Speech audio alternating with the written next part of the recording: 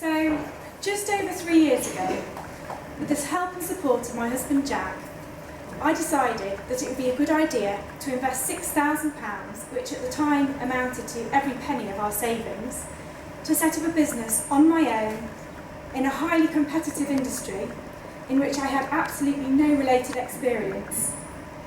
The 3 years that followed can only be described as completely life-changing, both personally and professionally. Jack and I have been through the birth of a child, we've each lost a parent, and we also nursed our eldest child through life-saving open heart surgery. Somehow, amongst all of that, and with no additional investment, we've managed to turn that £6,000 investment into a thriving business, which is now turning over £2 million and currently employing 13 people. And I can't quite believe it myself when I say it out loud like that. For those of you that are not familiar with our brand, this is just a very brief example of the style of our artwork and some of the projects that we've diversified into. And here is an example of a window display one of our stockists has currently got in their shop. It's very nice to see. We've taken quite an unusual route to get to this point, and I can tell you that I never ever imagined that this is what I would end up doing. And I think it's probably even stranger for Jack, who is trained as a mechanical engineer and was working as a farmer on his family farm when this opportunity came calling. I feel extremely honoured that Sharon has kindly asked me to share my story with you, and I really hope that you find it interesting. So here goes. I was born in Lincolnshire 30-something years ago and grew up in a small village in the Wolds. I was always happiest in the countryside, and I think it was fairly inevitable that I would end up settling back in Lincolnshire, not far from where I grew up. I went to a local grammar school, and it was here that my determination and competitive nature, let's say, first became apparent. I was lucky enough to enjoy most subjects at school, and I was never really satisfied unless I was at the top of the class or winning the school attainment awards every term. And as you can imagine, I was also very popular. My favourite subject was always art, but being at grammar school, we were always encouraged down a more academic route. And ironically, as it turned out, I always thought that despite loving art, I wouldn't be good enough to make a career from it. I really struggled knowing what career path to take. And back in the 90s, I'm sure some of you will remember, the career service involved taking a computerised test that then suggested a suitable job. After filling in what seemed like hundreds of questions about likes, dislikes, strengths and weaknesses, the programme suggested that the perfect career for me would be a trout farmer. Suffice to say, that didn't really appeal to me. But fortunately, my chemistry teacher saw that I had some potential in the sciences and gave me the opportunity to apply for a place at the International Science School in Sydney, Australia, which took place over the summer holidays. This was hugely competitive, with thousands of applicants, and only 5 students were picked from the whole of the UK. This appealed to my competitive nature, and I managed to win myself a place at the school, and it turned out to be the start of my first career in biology. I went on to apply for a place at Cambridge to study natural sciences, and it was there that I discovered a real passion for zoology, and I ended up with a double first in animal behaviour and vertebrate evolution. As part of the degree, I was lucky enough to find myself back in Australia, this time on a national park in Queensland, close to a little town called Dingo. It always promised to be an eventful trip when, on the way from the airport to the national park, the tyre burst on the car that we were travelling in, and we ended up roof down in a ditch. Fortunately, we did survive the journey, and as well as becoming an expert in the local sport of dingo trap throwing, I also managed to fit in some time to co-write 2 research papers on the spotted bowerbird, which were published in the Animal Behaviour Journal. It was here, during the hours of field work, I used to take a sketch pad with me, and sitting quietly on my own in the Australian bush, I first discovered a passion for painting animals. One of the things that people have always commented on with my cards is that the illustrations seem to capture something of the personality and character of the animals that I paint. And I really believe that this stems from those hours of painting animals from life during that field work, and also from the years of studying animal behaviour, although I could have never imagined at the time that this is where it would lead me. Once I'd finished my degree, I was yet again faced with a decision about a future career. Having had the most amazing time at Cambridge, I applied and was accepted for a master's degree at Oxford. I'd also heard that banking internships, as well as being one of the most sought after and prized summer jobs, was very well paid. So I decided to try my luck and apply. I was accepted by Morgan Stanley and so started an exciting new chapter. I can tell you that this pre-financial crash world was quite an eye-opener for a very unsophisticated girl from rural Lincolnshire. I had no idea of the difference between a balance sheet and an income statement, and I was immediately at a huge disadvantage being a zoologist amongst the herds of economists that dominated the graduate programmes. However, I've always loved a challenge. And as well as teaching myself the relevant finance and accounting skills, I managed to turn the situation to my advantage. I realised that the main driver of the stock market was human psychology, and with my background in animal behaviour, this was a subject I knew a thing or two about. I ended the internship at the top of the class and was offered a full-time job for the following year. A few months before starting the job, a young engineering student at Loughborough University threw a spanner in the works. I met Jack on a night out in Lincoln, and we started a 5-year long-distance relationship, never living in the same county until we got married. In hindsight, this would seem inadvisable, but thankfully, his worst habit is leaving the toilet seat up, and all's well that ends well. The 5 years I spent at Morgan Stanley proved to be an invaluable training ground for ultimately running my own business. As well as learning how to analyse the books of a company and finding out what it takes to make a business successful, I was also fortunate enough to have access to the CEOs and CFOs of FTSE 100 companies and world-class investors. I got my first client after a few months in the job and was immediately handed a corporate Amex. I was told that questions would be raised if the expenses were too low. Client entertainment at the most expensive restaurants, film premieres and celebrity-attended polo matches were just part of the job. After 4 years, I was in joint control of investing a £500 million portfolio and was advising some of the biggest hedge funds and investment managers in the country. If this sounds too good to be true, then I have to tell you that it most definitely is. I was in the office before 6 o'clock every day, and I frequently ended up working 18 hours. It was incredibly cutthroat, and because of the money at stake, people would stop at absolutely nothing to further their career. You couldn't trust the colleagues that you spent more time with than your own family, and it was certainly an education in managing gigantic egos. I have to say, I was so scarred by the experience of working in this industry that I literally couldn't believe the difference when I joined the greeting card world. I honestly thought there must be some kind of catch and that people couldn't really be so genuinely kind and helpful. I speak from the heart when I say how lucky we all are to be part of such a lovely industry. In 2008, storm clouds were gathering in the investment world ahead of the biggest financial crisis in recent history. Along with all of the other banks, Morgan Stanley underwent huge rounds of redundancy, and I was caught up in it that summer.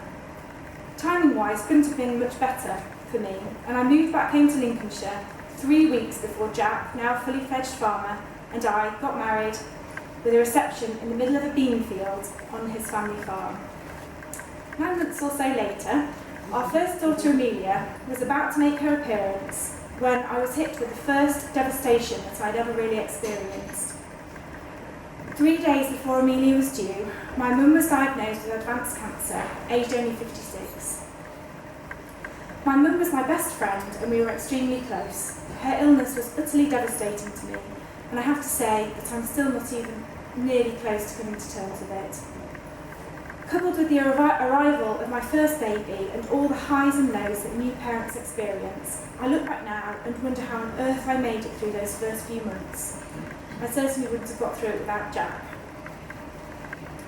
Life started to take on a bit more normality, and Mum started on a course of treatment that brought her a couple of years. 15 months after Amelia was born, Lara arrived on the scene, and it was around this time that I started to feel quite restless. I have full admiration for anyone who can devote themselves to being a stay-at-home parent, but I was quickly realising that I just didn't have it in me to be a full-time farmer's wife and mum.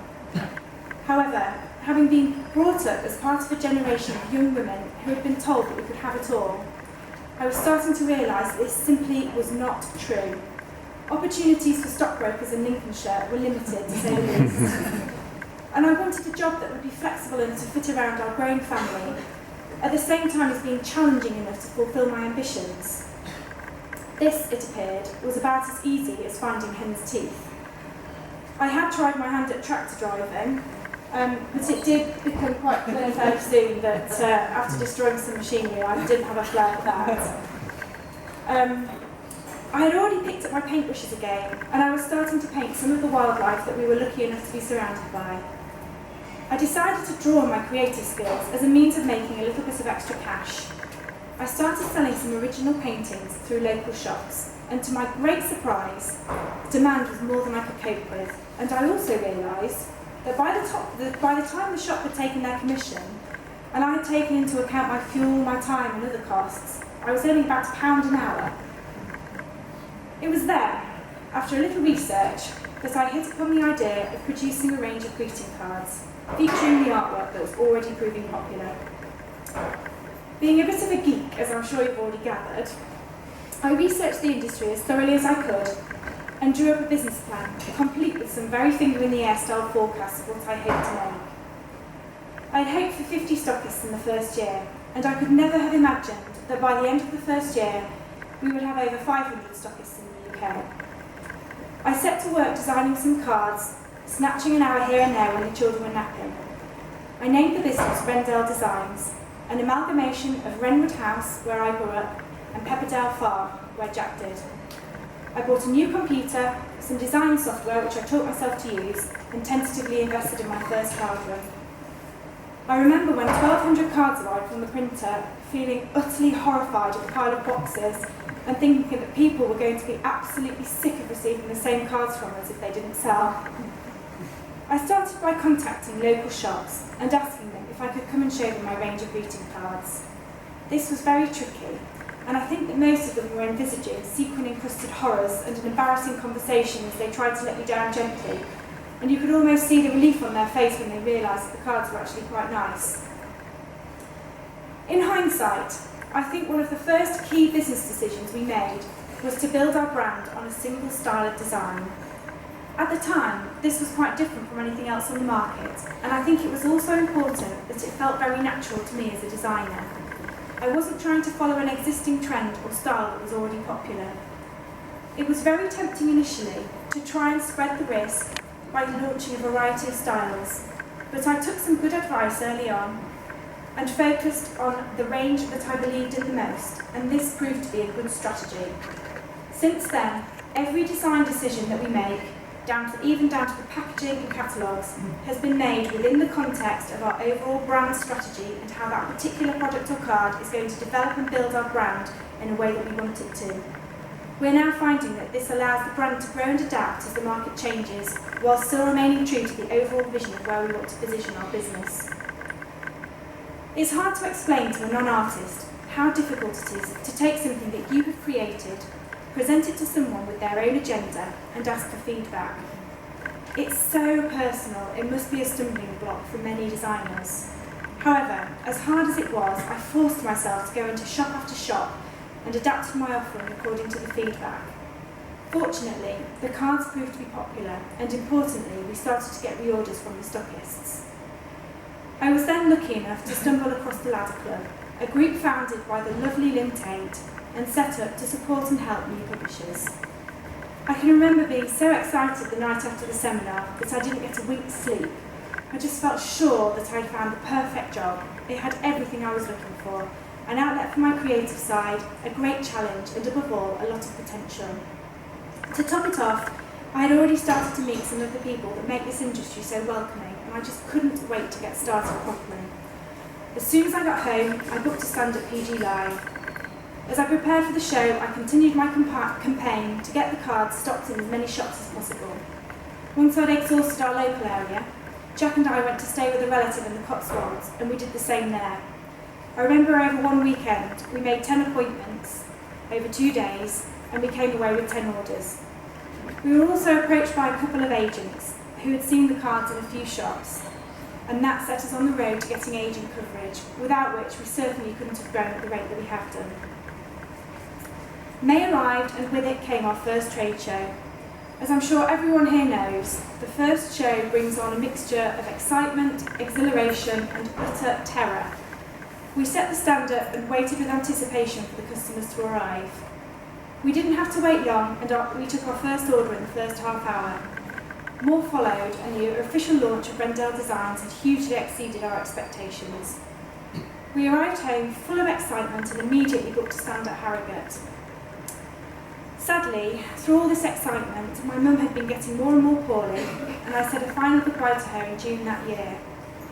It is my biggest regret that she never saw the business take off.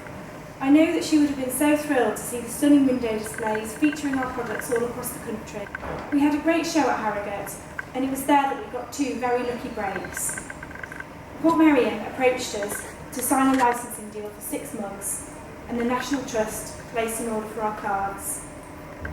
I couldn't have known at the time how significant both of these things would turn out to be, but one of my designs became the best-selling card in the National Trust, and this led to them taking more of our line.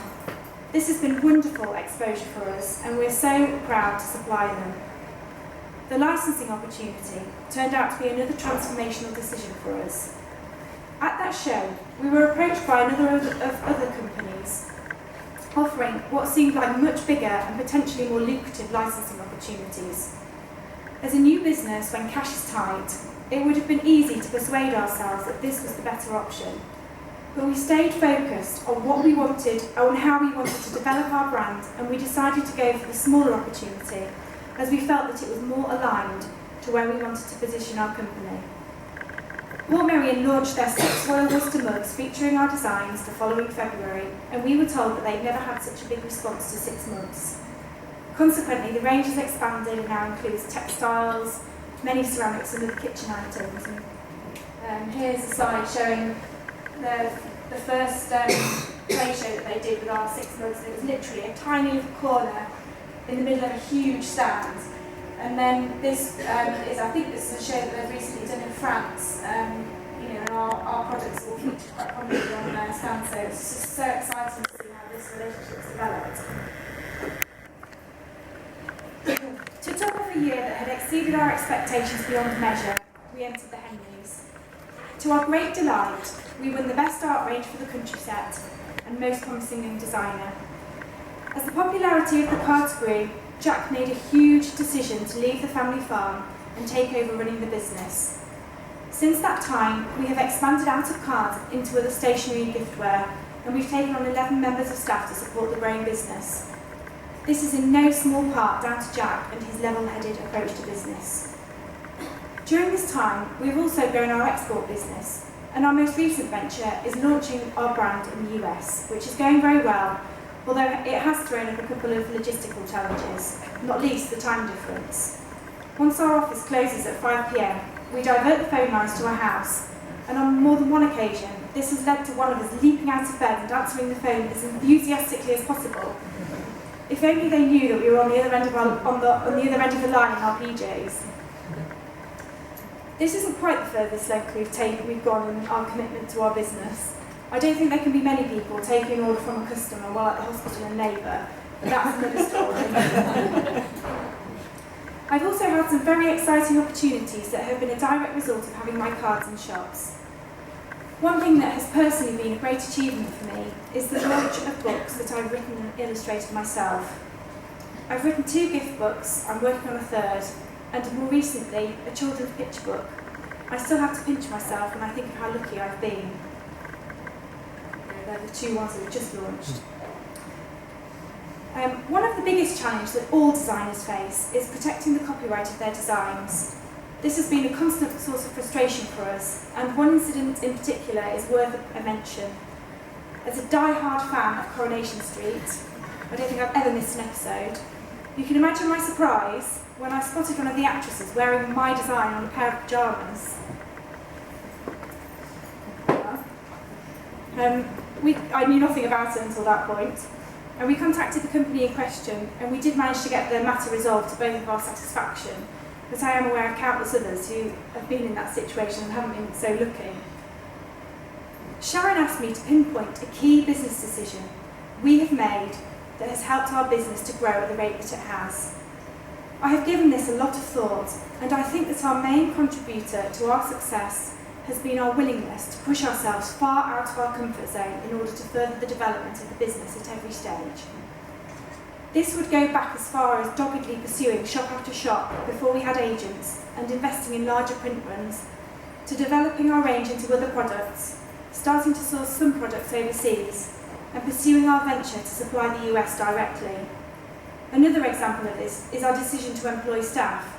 Taking on our first member of staff was a terrifying decision, and now with a total of 13, including Jack and myself, all with defined roles, we couldn't possibly have grown the business at the rate that we have without them.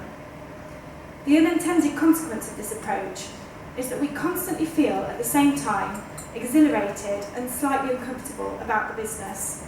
It's almost like having a fourth child, and it's never a chore to go to work. As soon as things start to feel too easy, we are on the lookout for the next opportunity. One of the loveliest and most unexpected consequences of having our own card business is the countless emails that we receive from people who have either received or given our cards. These have been unbelievably touching at times, and I feel very, very privileged to have had a small influence on people's lives in this way. At times, the letters and emails have been a little more bizarre, and I wanted to finish by sharing a few with you. So this is the first one. Dear Hair Lady, I bought one of your cards the other day with a painting of a parrot, and I liked it so much that I framed it and put it on my wall. I thought you would like to know that its name is Arthur and it speaks with a Cockney accent. This is absolutely true. Another one. Dear Hannah, I wanted you to know how much I love your artwork, and particularly your paintings of dogs. I myself have a lovely poodle and would very much like to see him painted in your style. I don't have a photo to send, but I've enclosed a picture which is a very good likeness. Please let me know what you think. And this is the actual picture that accompanied the letter.